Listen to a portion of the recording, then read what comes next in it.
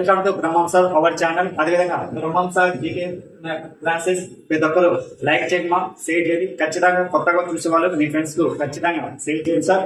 ఎందుకంటే మనకు GK current affairs చాలా ఇంపార్టెంట్ అనమాట. జీకే కరెంట్ అఫైర్స్ అదేవిధంగా దీంతో మనకు డిఎస్సి జరిగే ఎగ్జామ్ లో, అదేవిధంగా నెక్స్ట్ కానిస్టేబుల్, అదేవిధంగా నెక్స్ట్ అదేవిధంగా మనకు కోర్టు, హైకోర్టు, డిస్ట్రిక్ట్ కోర్టు త్వరలో ఎన్టీపీసీ ఎగ్జామ్ కూడా రేపు నెల జూన్ నుంచి జరుగుతుంది. అయితే దీంతో ఒక బిట్ వచ్చే ఛాన్స్ ఉందన్నమాట. ఏదంటే ఇంటర్నేషనల్, నేషనల్ లో ఇంపార్టెంట్ డేస్ ఇంపార్టెంట్ డేస్ ఖచ్చితంగా ఒక బిట్ అడిగే ఛాన్స్. అది కూడా ఏ విధంగా అడుగుతాం క్వశ్చన్స్ ఎగ్జామ్ లో, ఏ విధంగా అడుగుతాం లాస్ట్ చూద్దాం. అయితే ఇక్కడ మెయిన్ వచ్చేసి మే నెలలో ఇంపార్టెంట్ డేస్ అంటే ఈ నెల సంబంధించిన ఇంపార్టెంట్ డేస్ మనకి ఈ రోజు మే 29 ఉంది, కానీ ఇంకా 2 days ఉంది, మే 31కి. అయితే దీంతో మొత్తం మే 1 నుంచి ఏమేమి వస్తాయో ఇంపార్టెంట్ అడిగే ఛాన్స్ ఉంది. అయితే ఇక్కడ ఫస్ట్ మార్క్ ఏదంటే మే ఫస్ట్ మార్క్ ఏదంటే ఐఎల్ఓ అంటే ఇంటర్నేషనల్ లేబర్ ఆర్గనైజేషన్. ఐఎల్ఓ అంటే ఇంటర్నేషనల్ లేబర్ ఆర్గనైజేషన్. అయితే ఐఎల్ఓ ఎస్టాబ్లిష్ అంటే 1990 మే ఫస్ట్ హెడ్ క్వార్టర్ వచ్చేసి ఎక్కడంటే జెనీవా, స్విట్జర్లాండ్ ఉంది. ఇక్కడ ఐఎల్ఓ అంటే ఇంటర్నేషనల్ లేబర్ ఆర్గనైజేషన్. ఇది టోటల్ నెంబర్ ఆఫ్ కంట్రీస్ మొత్తం దీంట్లో ఎన్ని దేశాలు ఉంటాయి? 196 దేశాలు ఉంటాయి. ఇది ఐఎల్ఓ అంటే అంతర్జాతీయ కార్మిక దినోత్సవం. ఇంగ్లీష్ అయితే ఇంటర్నేషనల్ లేబర్ ఆర్గనైజేషన్ డే. అదేవిధంగా మే థర్డ్ వచ్చేసి మనకు మే థర్డ్ వచ్చేసి ఏదంటే ప్రపంచ పత్రికా స్వేచ్ఛ దినోత్సవం. ప్రపంచ పత్రికా స్వేచ్ఛ దినోత్సవం. ఈ యొక్క ప్రపంచ పత్రికా స్వేచ్ఛ దినోత్సవాన్ని ఇది ఎవరు చెప్పుకుంటే యునెస్కో వాళ్ళు చెప్తారు. యునెస్కో వాళ్ళు యొక్క డే జరుపుకుంటామన్నమాట. యునెస్కో అదేవిధంగా ఈ యొక్క ప్రపంచ పత్రికా స్వేచ్ఛ దినోత్సవం మే 3. ఇది కరెంట్ అంటే 2025లో ప్రపంచ పత్రికా స్వేచ్ఛలో ఇండెక్స్ లో ఇండియా ర్యాంక్ అవుట్ ఆఫ్ 180 దేశాల్లో ఇండియా ర్యాంక్ వచ్చేసి ఇంటర్నేషనల్ 151 ప్లేస్. ఇక్కడ మనకి ఎగ్జామ్ లో ఏమంటే వరల్డ్ ప్రెస్ ఫ్రీడమ్ ఇండెక్స్ లో 2020 ప్రకారం ఇండియా ర్యాంక్ వచ్చేసి 180 దేశాల్లో ఇండియా ర్యాంక్ 151 ప్లేస్. అయితే ప్రపంచంలోనే పత్రికా స్వేచ్ఛలో ఏ దేశం ఉందంటే స్వీడన్ ఉంది, నార్వే ఉంది, అట్లా దేశం వస్తామేమో. అదే ప్రపంచ పత్రికా స్వేచ్ఛలో లాస్ట్ ప్లేస్ అంటే నార్త్ కొరియా ఉంది సార్. కానీ కరెంట్ ఇంపార్టెంట్. ప్రపంచ పత్రికా స్వేచ్ఛ దినోత్సవం మే 3. కరెంట్ అంటే 2025 వరల్డ్ ప్రెస్ ఫ్రీడమ్ లో ఇండియా ర్యాంక్ వచ్చేసి 150 ప్లేస్ లో 150 ప్లేస్ 150 దేశాల్లో 150 ప్లేస్ ఉంది. అదేవిధంగా నెక్స్ట్ అదేవిధంగా మనకు ఇంపార్టెంట్ ఏంటంటే మే 7 ఏంటంటే ప్రపంచ వరల్డ్ అథ్లెటిక్స్ డే. మే 7 అంటే వరల్డ్ అథ్లెటిక్స్ డే. అయితే ఇక వరల్డ్ అథ్లెటిక్స్ అంటే high jump, long jump, shot put అన్ని వస్తాయి వరల్డ్ అథ్లెటిక్స్ లో. కానీ ఒక క్రికెట్, ఒక ఫుట్బాల్, ఒక హాకీ తప్ప అన్ని గేమ్స్ ఈ యొక్క గేమ్స్ ఆడరు. అయితే ఒక వరల్డ్ అథ్లెటిక్స్ గేమ్స్ ఫస్ట్ ప్రపంచ అథ్లెటిక్స్ గేమ్స్ ఎప్పుడు స్టార్ట్ చేసింది? 1980 లో లాంచ్ చేశారు. ఫస్ట్ గేమ్ ఎక్కడంటే ఫిన్లాండ్ లో. ఇదొక గేమ్ ఫిన్లాండ్ లో.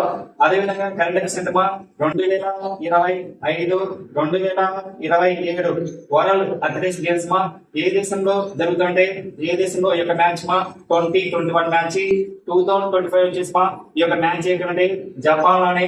నెక్స్ట్ మంత్ జపాన్ లోనే టోక్యోలో ఈ యొక్క గేమ్ జరుగుతాయి. నెక్స్ట్ 2020 వచ్చేసి మాకంటే చైనా ఎక్కడంటే బీజింగ్ లో ఈ యొక్క గేమ్ జరుగుతుంది సార్. ఇది వరల్డ్ అథ్లెటిక్స్ గేమ్స్. ఈ వరల్డ్ అథ్లెటిక్స్ ఫస్ట్ 1980 లో ఫిన్లాండ్, 2025 వచ్చేసి జపాన్ లోని టోక్యోలో, 2027 చైనాలోని బీజింగ్ లో. అయితే లాస్ట్ టైం 19 మ్యాచ్ 2023 వచ్చేసి ఏ దేశం అంటే హంగేరి క్యాపిటల్ వచ్చేసి అంటే బుడాపెస్ట్ లో ఈ యొక్క గేమ్స్ ఉన్నాయి వరల్డ్ అథ్లెటిక్స్ గేమ్స్. అదేవిధంగా ఈ యొక్క ప్రపంచ అథ్లెటిక్స్ గేమ్స్ లో ఇండియా నుంచి గోల్డ్ మెడల్ వచ్చిన మొట్టమొదటి వ్యక్తి ఒకే అంటే నీరజ్ చోప్రా. మన ఇప్పుడు సార్ వరల్డ్ అథ్లెటిక్స్ గేమ్స్ లో ఒకేసారి గోల్డ్ మెడల్ వచ్చిన ఏకైక వ్యక్తి నీరజ్ చోప్రా మాత్రమే రికార్డ్ సృష్టించారన్నమాట. నీరజ్ చోప్రా దేంతో ఫేమస్ అంటే జావెలిన్ త్రో లో ఫేమస్. అదేవిధంగా ఒలింపిక్ గేమ్స్ లో 2020 ఒలింపిక్ గేమ్స్ లో జరిగిన జపాన్ లో జరిగిన టోక్యోలో ఒలింపిక్ గేమ్స్ లో ఈయన గోల్డ్ వచ్చింది. అదేవిధంగా 2024 జరిగిన ఒలింపిక్ గేమ్స్ ని ప్యారిస్ ఒలింపిక్ గేమ్స్ కూడా ఆయనకి ఏ పథకం వచ్చినట్టమ్మా ఈయన రైతు పథకం గెలిచాడు. అదేవిధంగా ఈయన చాలా ఫేమస్ మా హర్యానా రాష్ట్రానికి చెందిన person. Neeraj Chopra very important person. World athletics లో మొట్టమొదటిగా గోల్ చేసిన ఏకైక వ్యక్తి మా అంటే నీరజ్ చోప్రా రికార్డ్స్ ఉంచారనమాట. అదేవిధంగా మా మే 8 వచ్చేసి మే 8 వచ్చేసి ఏంటంటే ప్రపంచ red cross day. Red cross day, ప్రపంచ వికాస్ దినోత్సవం ఈ రోజు అంటే మే 8 జరుపుకుంటాం. నెక్స్ట్ అదేవిధంగా మనకి ఇంపార్టెంట్ మే 8న. అదేవిధంగా మే 11 వచ్చేసి ఏదంటే మే 11న జాతీయ సాంకేతిక దినోత్సవం. ఈ యొక్క జాతీయ సాంకేతిక దినోత్సవాన్ని చెప్పండి 1999లో ఈ ప్లాన్ చేసినామా ఎవరండి అప్పుడు ప్రధానమంత్రి వచ్చేసి ఎవరంటే అటల్ బిహారీ వాజ్పేయి దీన్ని ప్లాన్ చేశారు. అటల్ బిహారీ వాజ్పేయి ఎందుకు జాతీయ సాంకేతిక దినోత్సవం ఎందుకు జరుపుకుంటారమ్మా? జాతీయ సాంకేతిక దినోత్సవం అటల్ బిహారీ వాజ్పేయి జరుపుకుంటామంటే భారతదేశంలోని తొలిసారిగా ఫోక్రాన్ అనే పరిస్థితి ఓల్డ్ కాలం అంటే ఇందిరాగాంధీ కాలంలో 1970లో దీన్ని లాంటి మళ్ళీ వచ్చేసి అటల్ బిహారీ వాజ్పేయి రెండవసారి వచ్చేసి ఫోక్రాన్ అనే పరిస్థితులు రాజస్థాన్ పోగ్రామ్ ఈ యొక్క అనుపక్ష చేశారు. అందుకు శ్వాసం జాతీయ సాంకేతిక దినోత్సవం జరుపుకుంటాము. మళ్ళీ జాతీయ సాంకేతిక దినోత్సవం ఎందుకంటే భారతదేశంలోని రెండవ అణుపరుషులు పోగ్రామ్ లోని రాజస్థాన్ లోని కార్యాలయంలో ఈ యొక్క ప్రోగ్రామ్ అణుపరుషు చెప్పారు. అందుకు ప్రతి సంవత్సరం జాతీయ సాంకేతిక దినోత్సవం జరుపుకుంటాం. నెక్స్ట్ అదేవిధంగా మే 12 నర్సు దినోత్సవం. ఇంటర్నేషనల్ డే, అంతర్జాతీయ నర్స్ డే. అయితే ప్రపంచం మొట్టమొదటి నర్స్ వచ్చేసి ఎవరంటే నైటింగేల్ తరఫున ఈ యొక్క జరుపుకుంటామో ఈమె ఏ దేశం చెందిన పర్సన్ అంటే ఇరాక్ దేశానికి చెందిన పర్సన్ ఎవరంటే నైటింగేల్. నెక్స్ట్ అదేవిధంగా మే 15 ఏంటంటే అంతర్జాతీయ కుటుంబ దినోత్సవం. ఇది ఇంటర్నేషనల్ ఫ్యామిలీ డే. ఈ రోజు మే 15 మాట అది మనకి ఎగ్జామ్ అనమాట. నెక్స్ట్ అదేవిధంగా మే 21 వచ్చేసి ఏంటంటే రాజీవ్ గాంధీ యొక్క డెత్ డే. వర్ధంతి రోజు. ఆ రోజు ఏం చెప్తుంటామా జాతీయ ఉగ్రవాదుల వ్యతిరేక దినోత్సవం జరుపుకుంటాం. జాతీయ ఉగ్రవాదం వ్యతిరేక దినోత్సవంగా జరుపుకుంటామన్నమాట. ఎందుకంటే మే 21 జాతీయ ఉగ్రవాద వ్యతిరేక దినోత్సవం. దీన్ని ఎప్పుడు చెప్పంటే 1991 మే 21 చేసి ఈయన ఎన్నికల ప్రచారంలో చేసుకుంటే తమిళనాడు రాష్ట్రంలో ఈయన సంపాదన జరిగిస్తారు. ఎవరంటే రాజీవ్ గాంధీ.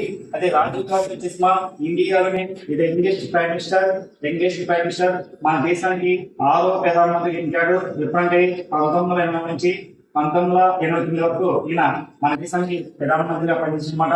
అదేవిధంగా వచ్చేసి ఈయనకు వచ్చేసి బికారి హటావో అనే నినాదం వచ్చేసి ఏంటంటే అన్ఎంప్లాయ్మెంట్ ను తగ్గించాలి. అదేవిధంగా ఈయన కాలంలో వచ్చేసి పార్టీ ఫిరాయింపు చట్టాన్ని అమలు చేశారు. పార్టీ ఫిరాయింపు చట్టం అంటే భారతదేశంలో 52వ రాజ్యాంగ సోదర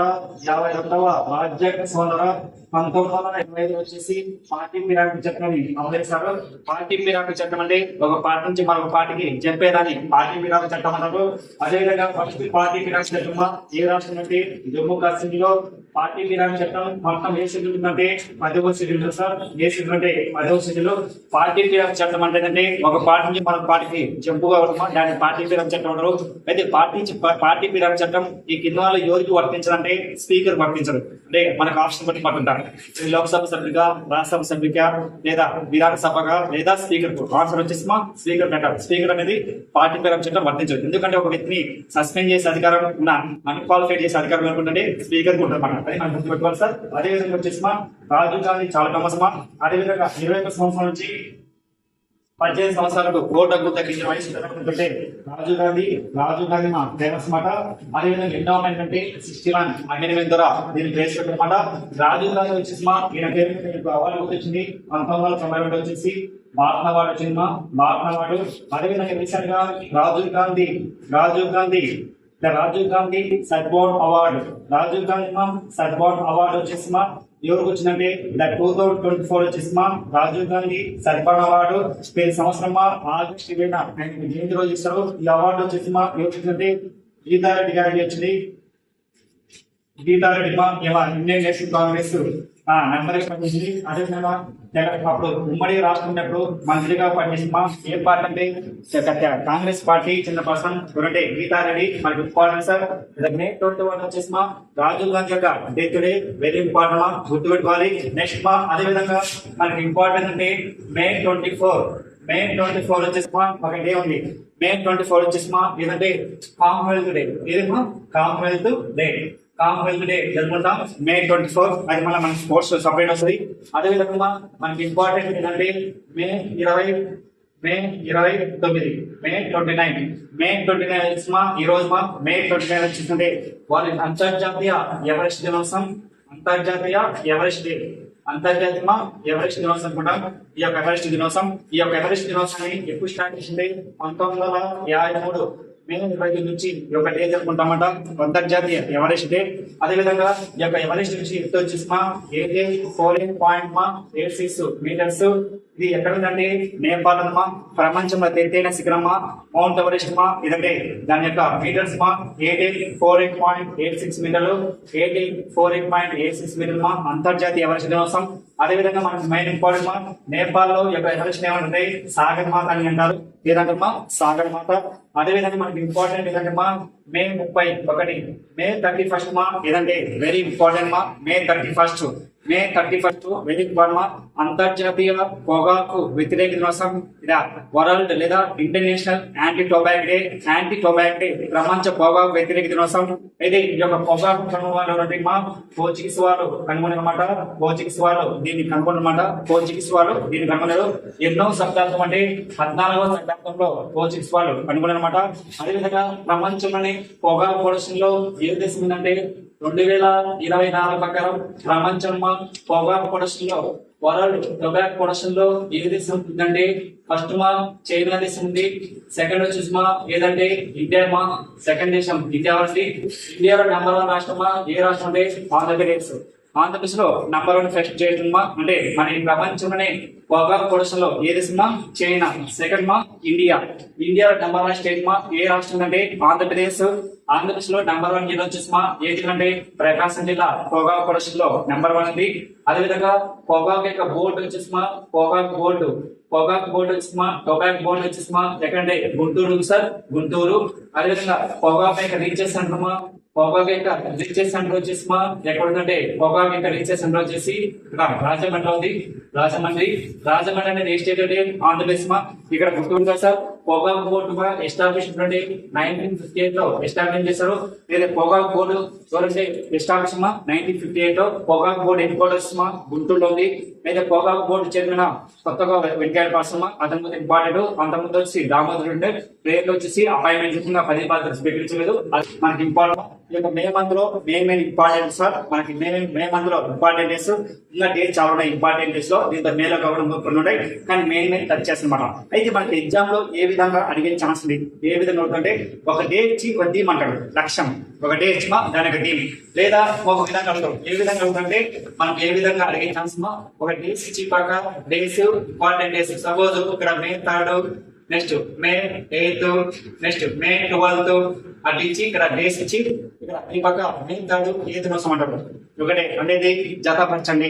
లేదా ఈ పక్క మే 3 ఇచ్చి ఈ యొక్క థీమ్ ఏంది లేదా దీని యొక్క ఇండస్ట్రీ ర్యాంక్ అంతా అట్లా అడిగే ఛాన్స్ అనమాట. అంటే ఇది మనకు ఓవరాల్ గా ఇది ఇంపార్టెంట్ డేస్ లో ఈ విధంగా అడిగే ఛాన్స్. ప్రతి ఒక్కటి ఇంపార్టెంట్ డేస్ ఊరికి అందరూ ఏం చెప్తారు ఒక డేట్ చెప్పి వెళ్ళిపోతారు. అంటే మన బుక్ లో ఉంది డేస్ కానీ అయింది కాదు మ్యాటర్ ఇంపార్టెంట్ మ్యాటర్. ఇప్పుడు సపోజ్ వరల్డ్ ప్రెస్ ఫీడ్ అంటే అదొకటి ఉంటుంది బుక్ లో. మనం ఏం చేయాలి యాడ్ చేసుకోవాలి. అది యాడ్ చేసుకోవాలంటే ఏం చేయాలి డైలీ పేపర్ చదవాలి. ఖచ్చితంగా న్యూస్ పేపర్ ఖచ్చితంగా చదవాలి. ఒక డే గురించి చదవాలి. ప్రతి ఒక్క డే గురించి మనకి అడిగే ఛాన్స్. ఇది మనకి మేలో ఇంపార్టెంట్ డేస్. ఒక్కో రోజు ఒక డే చెప్తాం. అదేవిధంగా కొన్ని స్పోర్ట్స్ కొన్ని అవార్డ్స్. అదేవిధంగా మన ఛానల్ మీ ఫ్రెండ్స్ చేయండి. అదేవిధంగా ఏదన్నా మీకు కామెంట్ రూపంలో తెలియజేయండి. ఏదన్నా తప్పున్నా ఎట్లా చెప్పాలి కదని. ఓకేనా. Thank you very much.